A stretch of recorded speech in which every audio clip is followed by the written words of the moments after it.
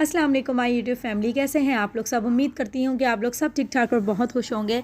आज का मेरा व्लॉग है बर्थडे के हवाले से, और बर्थडे है मेरे आज मुन्ने की और हुज़ैफ़ा दानिश की आज बर्थडे है। मेरे बेटे की आज बर्थडे, मेरे बड़े बेटे की। और मैं काफ़ी एक्साइटेड थी क्योंकि उसके प्रिपरेशन करनी थी और मैं एक महीने से सोच रही थी कि क्या थीम रखूँ और क्या कैसे ड्रेसिंग उसकी करवाऊँ और क्या खाना पकाऊँ।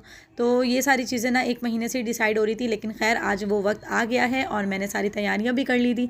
यहाँ बिरयानी बनाने चली थी और बिरयानी के लिए काफ़ी ज़्यादा बीफ था, मतलब 5 किलो मैंने 5 kg बीफ लिया था और 5 kg ही चावल लिए थे। हम वज़न दोनों चीज़ें ली थी और 1 किलो तो उसमें आलू डले थे क्योंकि आलू तो है मेरे फेवरेट और आलू ज़्यादा खाने मिलते हैं। बिरयानी के आलू बहुत अच्छे लगते हैं तो इसलिए मैं ज़्यादा ही खा लेती हूँ। खैर यहाँ पे दूसरी तरफ मेरी जो हेल्पर थी आज की वो थी हुमैरा, और मेरी नंद ने आज मेरी हेल्प करवाई थी बहुत ज़्यादा। और भी सबने काफ़ी सारी हेल्प करवाई थी क्योंकि कुछ डेकोरेट कर रहे थे, कुछ ड्राइंग रूम सेट कर रहे थे और कुछ खाने में लगे हुए थे।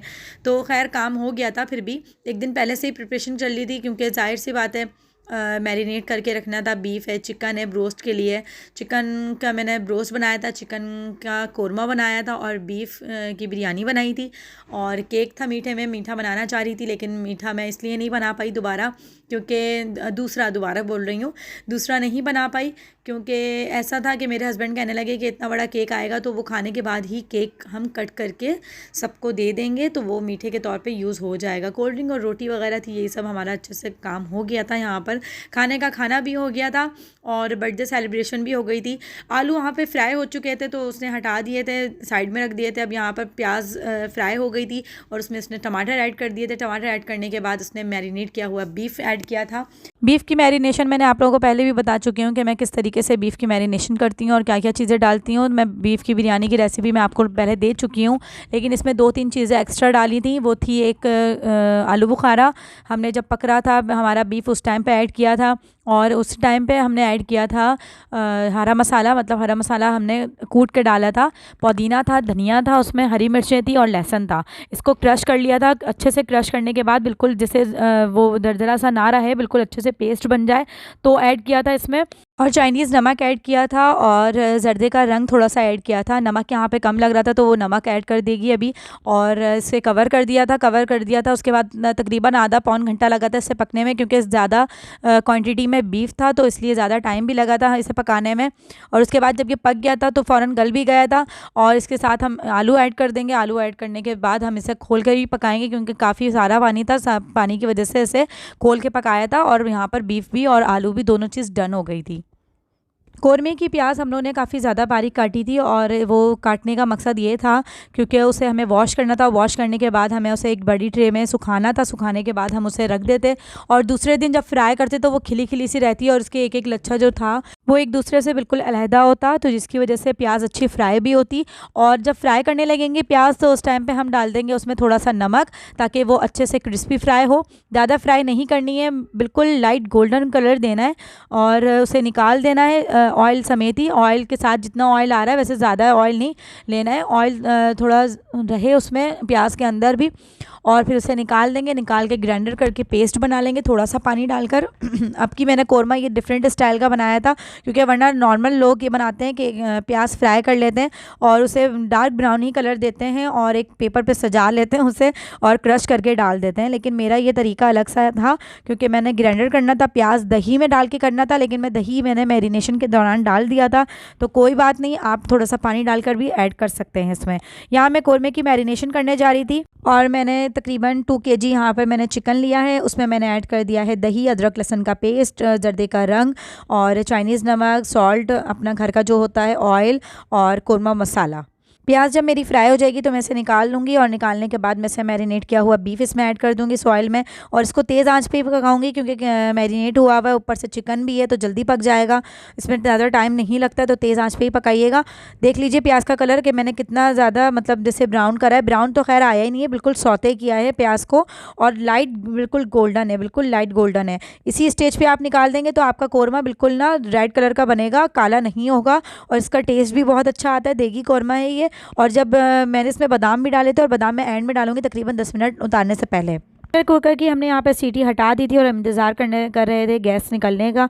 गैस जब बिल्कुल ख़त्म हो जाएगी उसके बाद ही खोलेंगे, क्योंकि जल के मरना तो हम लोगों को है नहीं, और डर भी लगता है कि यार कहीं फट ना जाए तो ये कि सारा गोश्त जो इसके अंदर पक रहा है वो सब चिपक जाएगा आकर और हम सब जल जाते, वो काम ख़राब हो जाता। खैर काफ़ी देर तक इसकी गैस जो थी, क्योंकि बीफ ज़्यादा था तो वो बहुत देर तक निकली थी।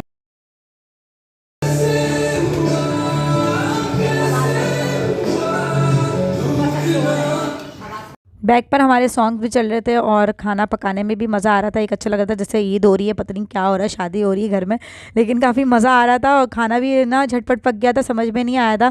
इतना ज़्यादा टाइम ही नहीं लगा था क्योंकि काफ़ी सारे लोग थे और ना हल्ला गुल्ला हो रहा था, मज़ा भी आ रहा था और इस वजह से ना हमारा काम जल्दी भी हो गया था, पता ही नहीं चला था। खाना हमने कौरमा वगैरह जल्दी बना लिया था और जो इसकी तह लगानी थी वो मैंने शाम तक जैसे लगाई थी। कौरमा वगैरह सब कुछ करके रख लिया था दिन में ही, इसका कौरमा वगैरह और कौरमा देगी कौरमा भी बना लिया था दिन में ही, वो सब कुछ हो गया था। तकरीबन 3 बजे तक खाना रेडी हो गया था। शाम की रात की दावत थी तो इस वजह से मैंने शाम में ही तय लगाई थी, क्योंकि फिर बिरयानी के चावल वो गर्म रहते तो दोबारा हमने गर्म करनी ही करा था। तो शाम में 6 बजे तक मैंने अपना सारा काम किचन का कंप्लीट किया था।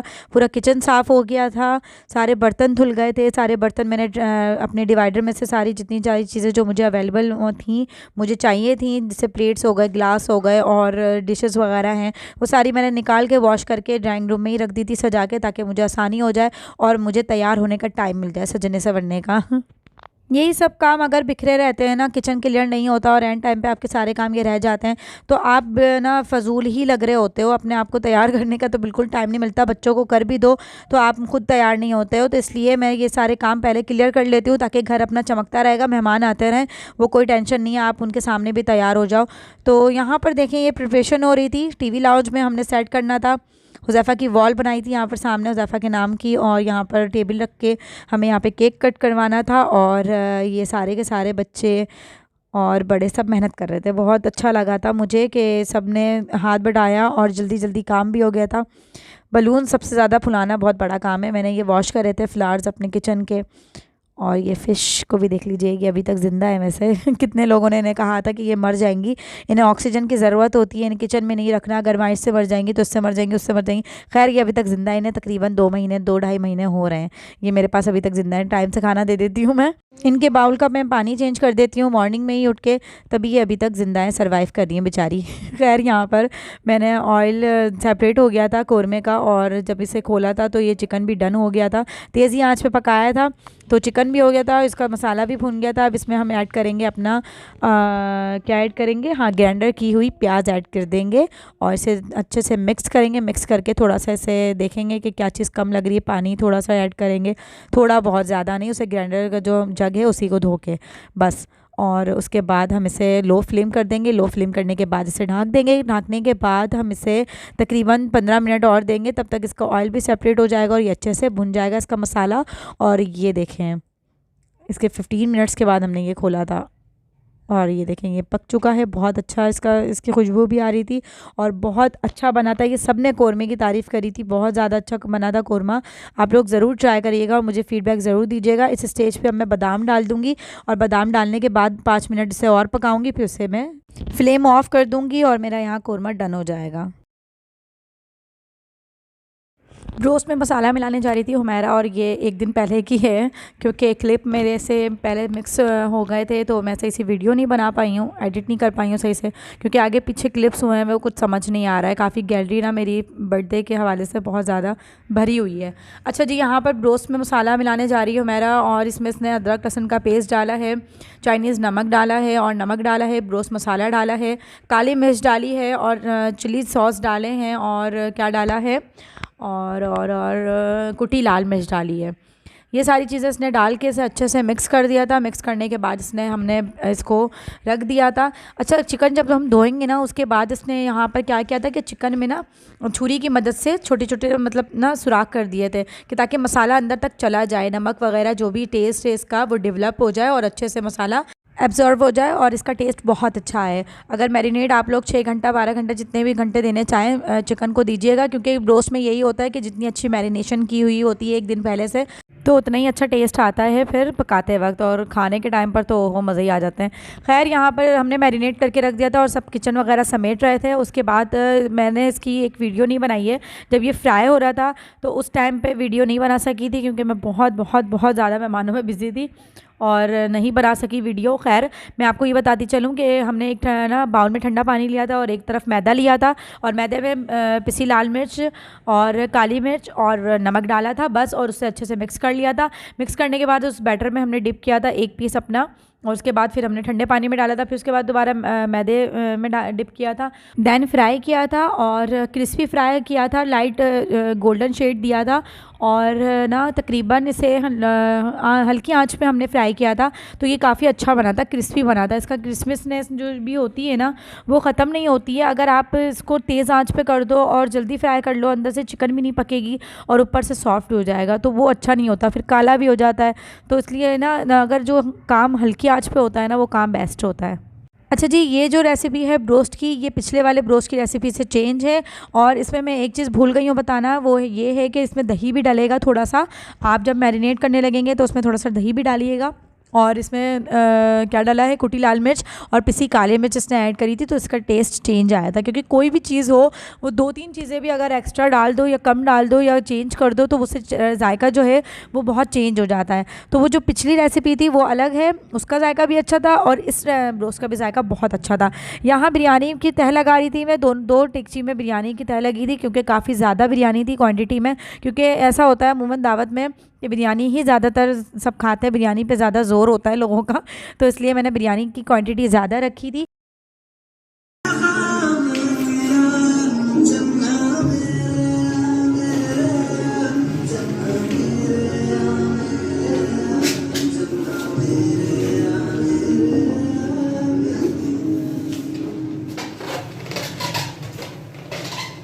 शिजान हाय,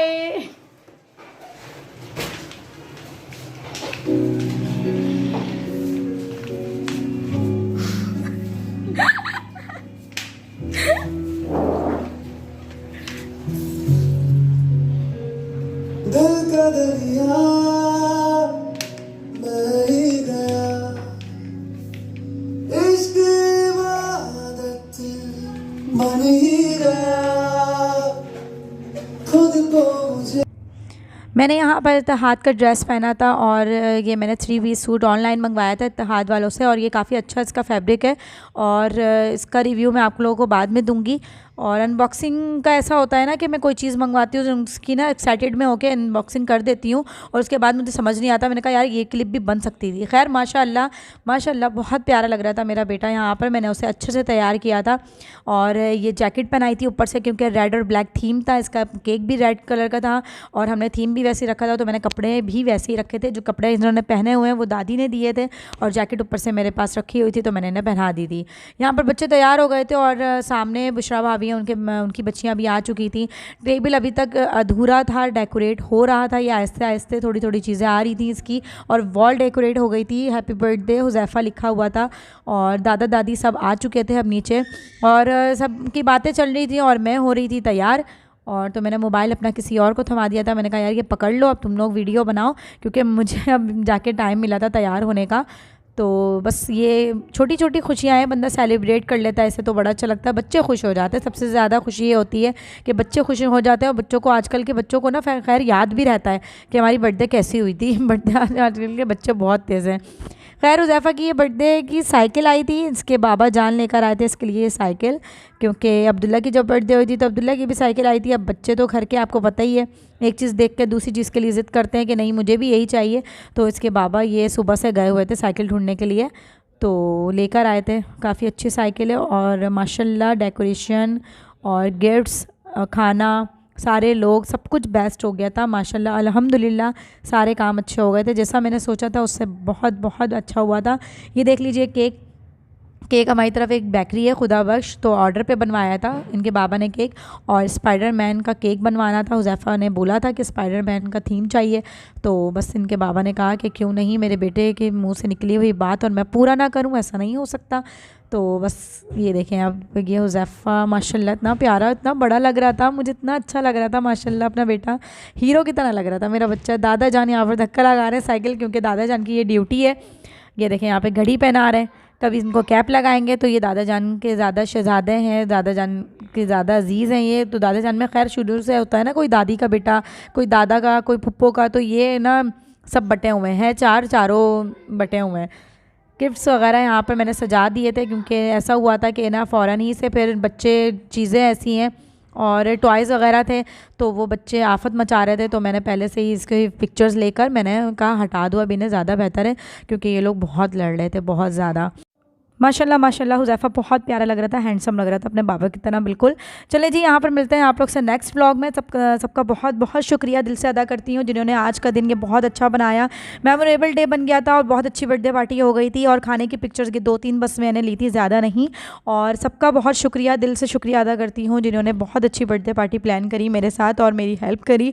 चलें जी, मिलते हैं आप लोग से नेक्स्ट व्लॉग में। अपना बहुत सारा ख्याल रखिएगा, दुआओं में याद रखिएगा, तब तक के लिए अल्लाह हाफ़िज़।